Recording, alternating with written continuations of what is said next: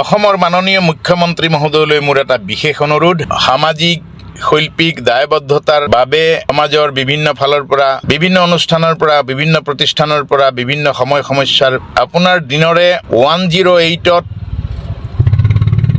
যি মৃত্যুঞ্জয় সেৱা 108ৰ যি মৃত্যুঞ্জয় সেৱা তাৰ চালকসকল বা কৰ্মচাৰীসকলৰ বৰ্তমান যি অৱস্থা মই সচলত গৈ দেখিলোঁ, তেওঁলোকৰ বঞ্চনা, তেওঁলোকৰ যি স্পৃহা বা তেওঁলোকৰ সময় সমস্যা অভাৱ অভিযোগ, গতিকে এই সমস্যা বা তেওঁলোকৰ যি ন্যায্য প্ৰাপ্তি বাবে তেওঁলোকে ধৰ্মঘট কৰিছে।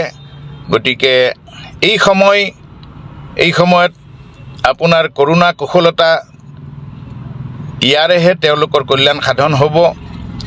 মই আশা কৰিম যে সমাজৰ শৈল্পিক চেতনাৰে মই আপোনালৈ অনুৰোধ কৰিছোঁ, তেখেতসকলৰ এই সমস্যাক বা সাময়িক সমস্যাক বা দীৰ্ঘদিনীয়া সমস্যাক আপুনি সমাধান কৰিবৰ কাৰণে বা আপুনি নিমিষভাৱে সমাধান কৰাৰ কিবা এটা সূত্ৰ উলিয়াই তেওঁলোকৰ সকলোৰে সৰ্বাংগীন উন্নতি কাৰণে প্ৰযত্ন লয়, সেই অনুৰোধ ৰাখিছোঁ।